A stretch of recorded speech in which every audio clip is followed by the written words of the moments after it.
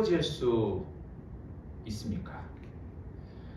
마음이 뜨거워진다는 것은 주의 말씀이 십자가가 내게 하시는 말씀이 될 때 마음이 뜨거워질 수 있습니다. 먹고 사는 문제가 앞길이 커 보이는데 주의 하실 역사가 커 보일 때 마음이 뜨거워지는 것입니다. 주의 마음을 알게 되고 주의 뜻에 순종할 수 있게 된다는 겁니다. 순종과 결단을 통해서 주님은 권세와 능력을 보여주십니다. 성령이 요동하게 함으로 놀라운 일들을 우리의 삶 가운데 보여주시는 것입니다.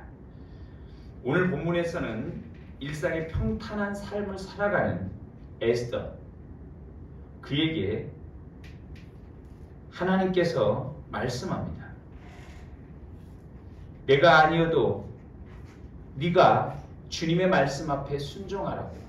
그런데 에스더는 뭐라고 하냐면 내가 아니어도 되는데 나 좀 내버려 두세요.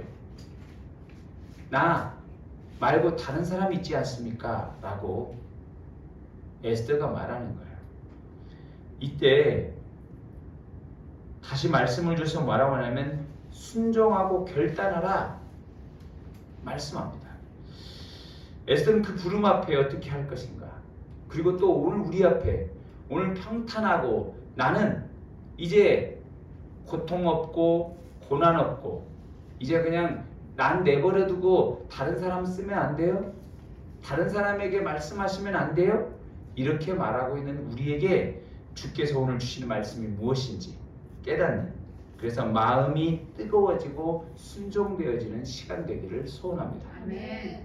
자, 마음이 뜨거워지는 게 첫 번째는 하나님의 열심은 꺾이지 않습니다. 자, 10절을 같이 한번 읽어봅니다. 시작.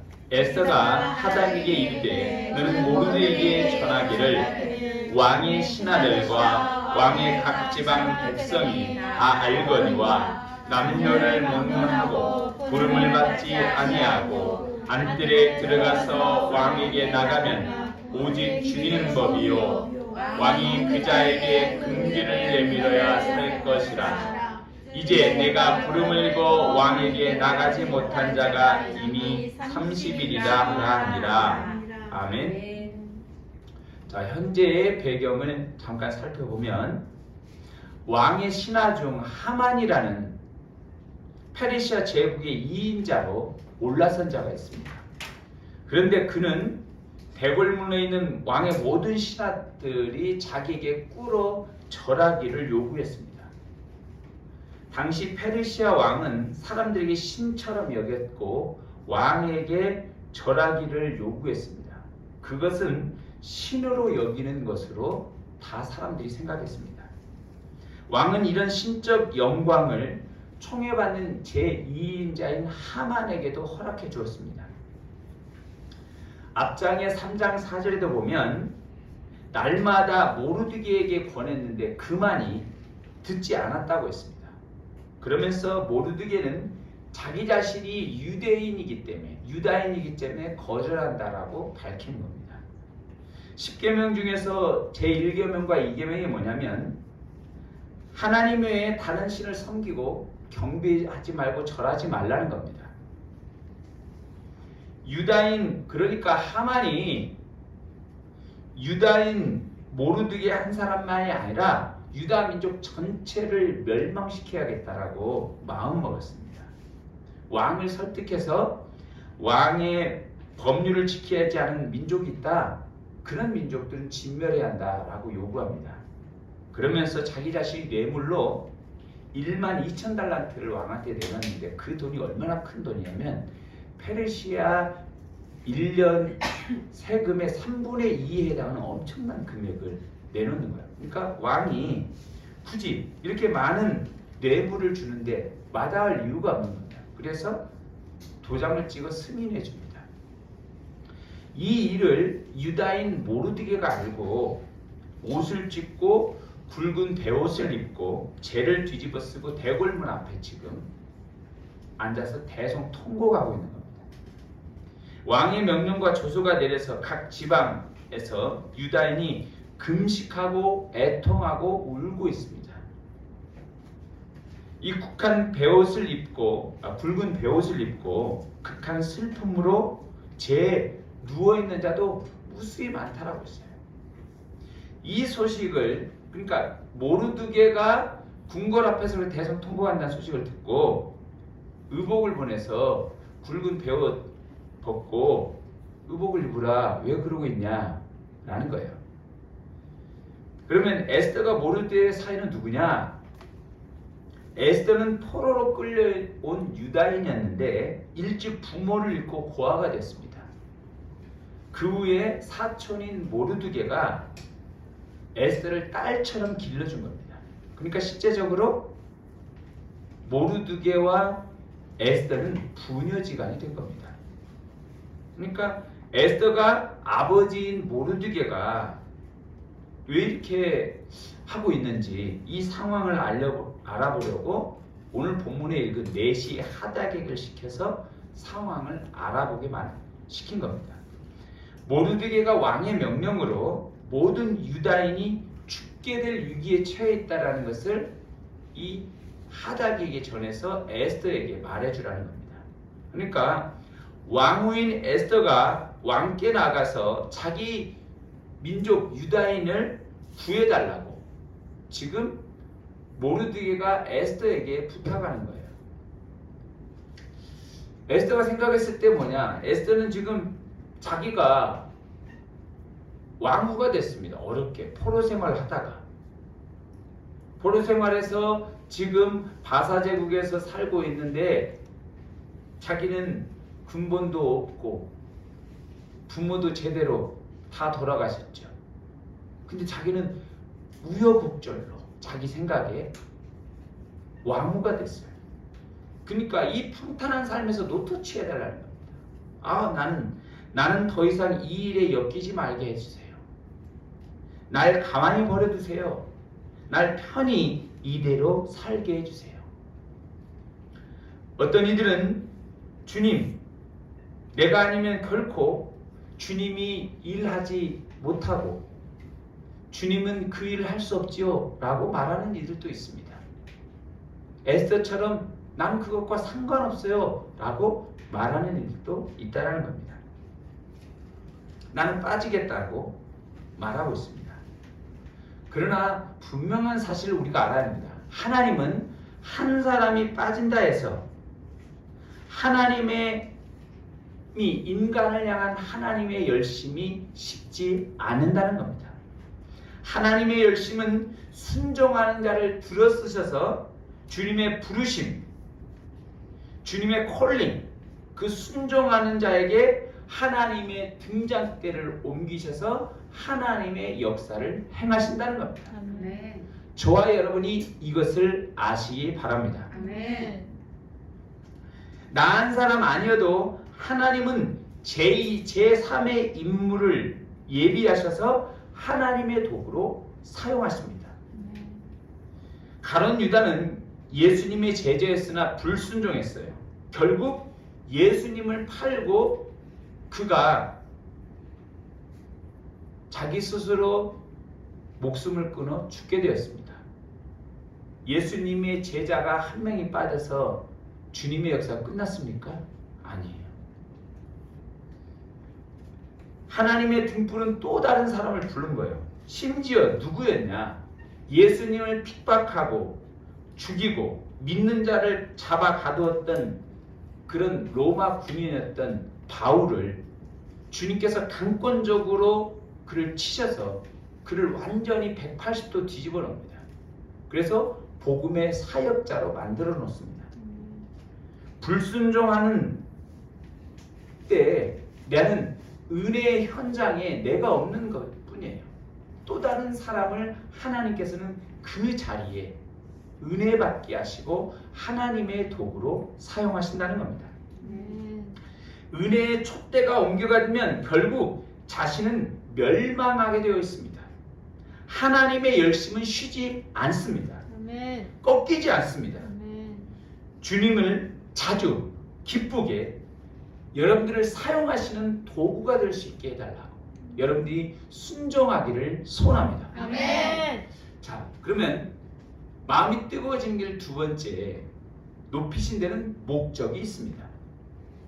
자, 14절 같이 한번 읽어봅니다. 시작. 이때 내가 만일 잠잠하여 말이 없으면 유다인은 다른 데로 말미암아 노인과 구원을 얻으려니와 너와 내 아버지의 집은 멸망하리라.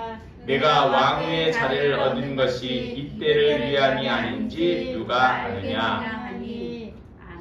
자, 에스더가 왕후가 되었어요. 왕후가 된 것도 특별한 하나님의 섭리와 계획 때문에 된 것입니다. 먼저 보면 아수에로 왕에게 왕후 와스티라는 사람이 있었는데 용모가 출중하고 예뻤습니다. 왕의 백성과 지방관에게도 자랑할 만큼 뛰어났어요. 그러니까 왕후 와스티를 왕이 술자리에 세워서 술이 거나하게 취했을 때 와스티의 미모를 자랑하려고 이렇게 불렀는데 와스티가 안 왔어요. 그러니까 왕이 진노해 버렸어요. 결국 왕 와스티를 폐위시켜 버립니다. 그 후에 에스더가 간택되어서 왕후가 되었습니다. 여러분, 에스더는 포로로 사로잡혀 온 유다인이에요. 페르시아인 사람이 아니라는 겁니다. 에스더의 이름은 페르시아에서 온 말인데 에스더에는 별이에요. 스타. 그러니까 지금 현대적인 의미로 보면 스타예요. 스타. 그는 빛나는 겁니다. 다른 사람보다 외모가 사랑스럽고 아리따다라고 말했습니다. 그러니까 하나님의 은혜로 그는 가장 출중한 미모를 가진 사람이 되었어요. 하나님의 은혜. 그래서 또한 하나님의 은혜로 왕의 눈에 띄어서 결국 왕후가 된 겁니다. 그때 에스더가 유다인인 것을 숨기라고 모르드게가 말해줘요. 왜냐하면 출신 성분 때문에 혹시 왕후가 되지 못하니까 가까이 할 기회조차 못하니까 네가 좀 숨기고 있어라 그랬습니다. 네가 왕후게 된 것이 하나님의 은혜였지 네 힘으로 결코 될 수 없다라고 분명히 말해줍니다. 너는 고아인데, 너는 포로로 잡힌 출신도 없는 성분인데 어떻게 네가 왕이 될 수 있냐, 왕후가 될 수 있냐 라고 말해주는 겁니다. 너 혼자 잘 먹고 잘 살아라고 이렇게 왕후가 된 것이 아니라고 말하고 있습니다. 민족의 고통을 외면하지 말라고 말하는 겁니다. 모르드게는 단호하고 분명하게 메시지를 전해요. 14절에 이때 내가 만일 잠잠하여 말이 없으면 유다인은 다른 데로 말미암아 노인과 구원을 얻으려니와 너와 내 아버지의 집은 멸망하리라. 네가 왕후의 자리를 얻은 것이 이때를 위함이 아닌지 누가 알겠느냐? 너는 이 일을 모른 채 하고 너만 살고자 한다면 너에게 아무 일도 없을 줄 아느냐? 그건 오산이야. 유다인들은 다른 사람을 통해서 분명 노인과 구원을 얻을 것이다. 그러나 너와 네 집은 멸망하리라 그렇게 말씀합니다. 앞에 왕 와스티도 영원할 것 같았어요. 그런데 어떻게 됐어요? 순식간에 폐위당했습니다. 네가 그렇게 예쁘지? 네가 왕후가 되었지? 영원할 것 같아? 아니야. 너도 한순간에 끝날 수 있다라고 말하고 있습니다. 하나님이 지켜주지 않으면 끝나고야 마는 것입니다. 우리 세상 일도 주님이 지켜주지 않으면 망하게 됩니다. 너에게 특별한 재능을 주어 높인 것, 오늘 우리에게 한 가지라도 내게 달란트를 주어서 나를 높여준 것이 있다면 하나님을 위해서 사용하라고 말씀합니다. 아멘. 자신에게 평탄함을 주고 안전함을 주었다면 그것을 통해서 이 평탄함을 통해 하나님의 영광됨을 사용하라고 말씀합니다. 아멘. 나를 정치적으로 높였다. 나를 경제적으로 높였다. 나를 얼굴 예쁜 것으로 높였다. 아니면 인기 있는 것으로 높였다. 그러면 이것을 통해서 하나님께 영광을 돌리라고 말씀합니다. 만일 하나님이 여러분을 높이신 목적을 알지 못하고 오직 나 자신만을 위해서 산다면 여러분의 자리를 거두어 가시고 그 일에 보다 합당한 사람에게 주신다는 사실을 분명히 깨닫기를 소원합니다. 하나님이 높이신 데는 다 하나님이 목적이 있다라는 것입니다. 자, 그리고 세 번째, 마음이 뜨거워지는 게 세 번째는 금식하며 죽으면 죽으리라 결단했습니다. 자, 16절 같이 읽습니다. 시작. 당신은 가서 수산에 있는 유다인을 다 모으고 나를 위하여 금식하되 밤낮 3일을 먹지도 말고 마시지도 마소서. 나도 나의 시녀와 더불어 이렇게 금식한 후에 규례를 어기고 왕에게 나아가리니 죽으면 죽으리다 하니라. 아멘. 자, 거절하였던 에스더, 모르드게의 말을 듣고 순종함으로 결단했습니다. 그리고 유다인이 동참해달라고 중보 기도를 요청한 겁니다. 더 간절히 유다 민족을 구해낼 방법 누구에게 있습니까? 하나님께 있습니다. 모르드게에게도 요청하는 거예요. 나만 이렇게 두지 말고 오늘부터 유다인 다 모으고 나를 위해서 금식해달라고, 함께 중보 기도해달라고, 3일 동안 먹지도 마시지도 말고 금식하며 기도해달라고 요청합니다. 이 중보 기도의 강력함이에요. 그리고 자기 자신도, 자기 따르는 시녀도 함께 금식하며 기도하겠다고 합니다. 이제 왕께 나갈 때 원하지 않을 때 나가면 죽음을 각오하고 나가는 것입니다. 왜 그렇습니까? 그때 당시에 페르시아 왕은 누구든 앞에 나갈 수 없는 겁니다. 왕의 신변을 보호하기 위해서 왕이 허락한 금기를 내민 사람만이 나올 수 있습니다. 심지어 왕후일지라도 금기를 내밀지 않으면 왕의 근위병들이 죽였습니다. 그래야만이 왕권의 권위가 생기고 그의 신변의 안전을 보장하기 때문에 그렇게 엄격히 했습니다. 이제 에스더가 왕에게 나가는 것은 죽음을 내놓고 나아가게 된다는 겁니다. 에스더는 뭐냐면 나는 죽음을 각오하게 나가겠다.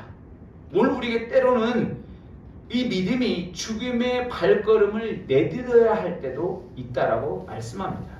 그때가 믿음이 증명되는 겁니다. 하나님께 기도하며 나아갈 때 놀라운 하나님의 기적이 있게 됩니다. 아멘. 나중에 어떻게 되었을까요? 에스더가 왕에게 가니까 왕의 눈이 어떻게 하나님 바꿔졌어요. 눈에 뭐가 끼게 했어요. 에스더가 너무 예쁜 거예요. 그래서 빨리 내게 오라고 하면서 결국 하만이 유다 민족을 죽이려는 계략을 꾸몄다. 그래서 결국 하만을 역으로 죽이고 하만의 세력에 붙어있던 자들을 다 멸망시킵니다.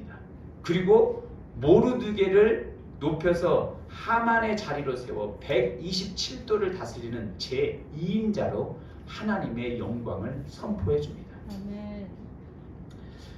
우리가 출애굽한 이스라엘 백성들이 홍해 바다 앞에 도착했습니다. 건너려 하는데 다리도 없고 배도 없어요. 뒤에서는 애굽의 군대와 병거가 쫓아옵니다. 이때 이스라엘 사람들이 동요하고 불평하기 시작했습니다. 애굽에 매장지가 없어서 우리를 이끌어내서 이 광야에서 죽게 하느냐? 왜 애굽에서 이끌어내 왜 우리를 이같이 했느냐? 모세에게 불평합니다. 우리 다시 가서 저 사람 애굽 군대에 오니까 그들을 섬길 것이다. 내버려 두라. 광야에서 죽는 것보다 낫다라고 불만이 가득했습니다. 그럴 때 모세가 뭐라고 말했냐? 너희는 두려워하지 말고 가만히 서서 여호와께서 오늘 너희를 위하여 행하시는 구원을 보라. 너희가 본 애굽 사람을 영원히 다시 보지 못하리라. 하나님께서 너희와 싸우시리니 불평하지 말고 두려워하지 말라. 하나님께서 결국 어떻게 했습니까? 동풍을 불어 바닷물을 갈라버리셨고 홍해를 갈랐고 메마른 땅을 걷게 했습니다. 이스라엘은 마른 땅을 건넜고 뒤쫓아오던 애국 군대는 바닷물에 빠져 하나님께서 덮어버렸고 그곳에 다 수장시켜버렸습니다. 몰살시켜버렸다는 겁니다.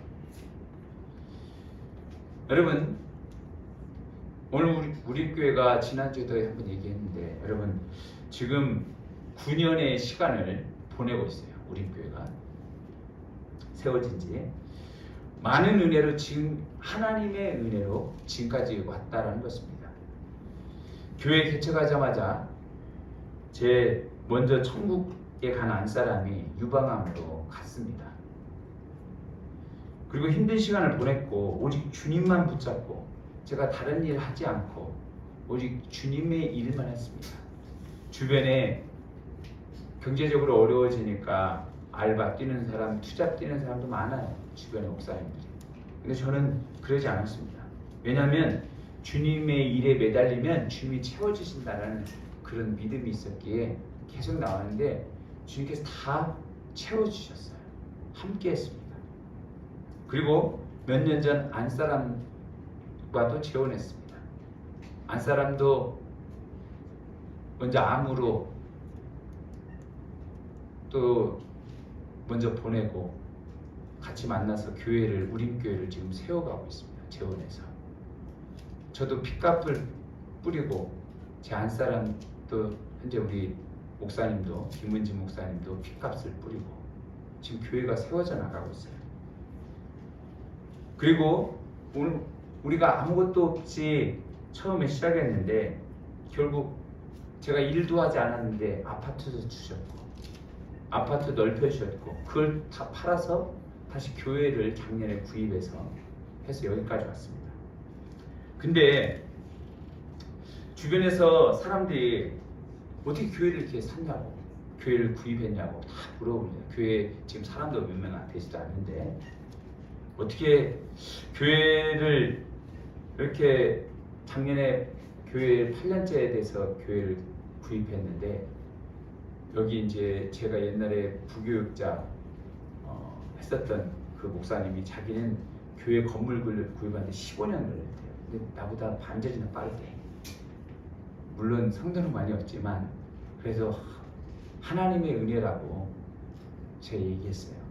그리고 많은 사람들도 우리 와가지고 이 성전 이전 예배 할 때 많은 사람이 축하해 줬습니다. 하나님의 영광이다.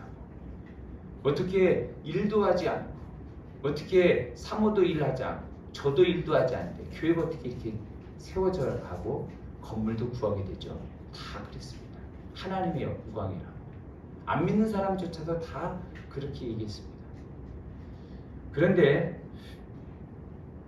올해 우리 4월에부터 이자를 못 내서 경매로 넘어갈 위기가 있었는데 또 헌금이 또 들어와서 다 그것이 갚아졌습니다.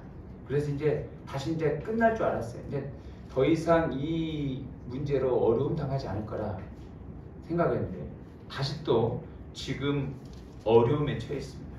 그래서 지금 벌써 지난주에 법원 경매 서류가 지금 접수되고 이번 주에 그 감정평가로 법원도에서 사람을 보내서 왔더라고요. 곧 있으면 또 이제 진행될 것 같아요.